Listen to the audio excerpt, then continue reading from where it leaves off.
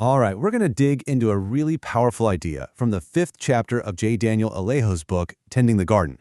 It's all about this invisible force that is constantly shaping your life every single moment, whether you realize it or not. So let me just ask you something right off the bat. Are you really in the driver's seat of your life? I mean, we all like to think we are, but this chapter really challenges us to take a much closer look. To get us there, the book wants you to picture something. Just imagine, right now, you're in a car, and you're merging onto a busy highway. And here's the most important part. The road is already moving. Life doesn't just wait for you to get your act together. Now, in this car, you have some control. You've got a steering wheel, that's your will, your ability to make choices. You've got pedals, that's your power to speed up or slow down. You've got passengers, right? The people who are along for the ride with you. And all around you is traffic, everyone else that you could possibly affect. And here's the thing. You don't get to opt out. You can't just lean back in the driver's seat and say, hey, I'm not really participating, I'm just vibing. Whether you admit it or not, your car is in motion, and what you do or don't do matters. So if we're all in motion, what's the force that's directing us? Well, the book gives this force a name. It calls it formation. So, what on earth is formation? Well, it's this constant and often totally unintentional process. It's not something you sign up for, like a class. It's just happening all the time, through the things you do over and over, the culture you're in, your habits, and the stories you hear. And this is happening in ways that are, frankly, a little too familiar. Think about your phone. The stuff you just mindlessly scroll past. Yeah, that's training your brain what to notice and what to ignore. The jokes you laugh at.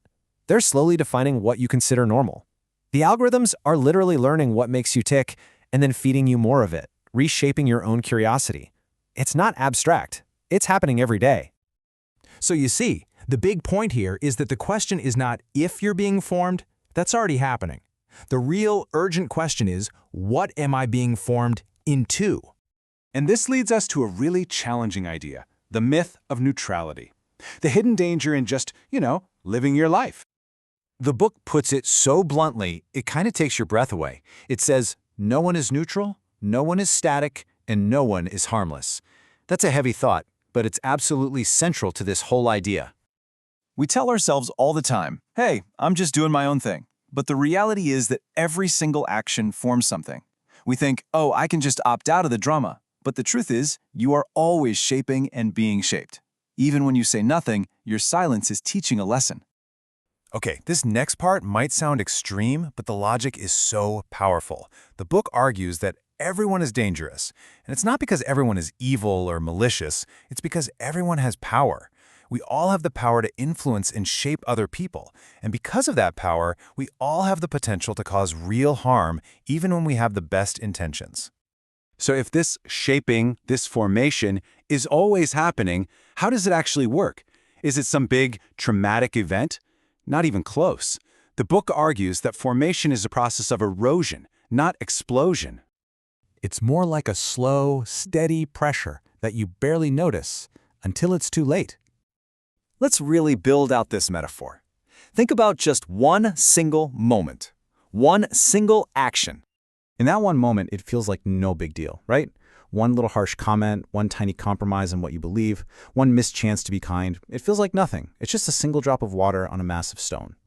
But what happens when that one moment gets repeated? Not once, not 100 times, but 1,000,000 times over the course of your life.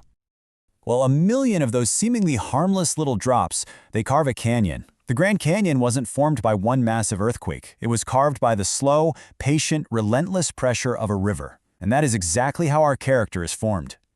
So here's the bottom line on that. There's no such thing as a low-stakes life. There are only what feel like low-stakes moments, and every single one of them is accumulating into a high-stakes destiny for you and for everyone you influence. Okay, so this brings us to a final and honestly pretty sobering point. You might be thinking, well, I believe all the right things, so I should be fine. But the book argues that conviction by itself isn't nearly enough. This right here is such a critical idea. You can agree with a value, like honesty or courage or kindness, but if your actual character, your deep down habits and instincts haven't been formed to support that value, it's all just going to collapse under pressure. Your convictions become promises that your character simply cannot keep. And the cost of that gap, the space between what you say you believe and who you actually are, is never, ever private.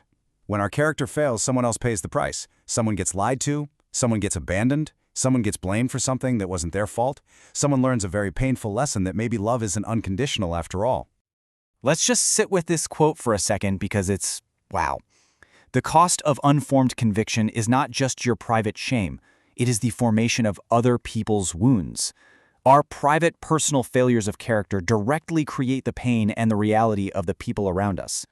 So we have to end right where we started, but now with a whole new sense of urgency. Your life is a constant, active force that is shaping other people. So the final question isn't just about you, it's what is your life shaping them into?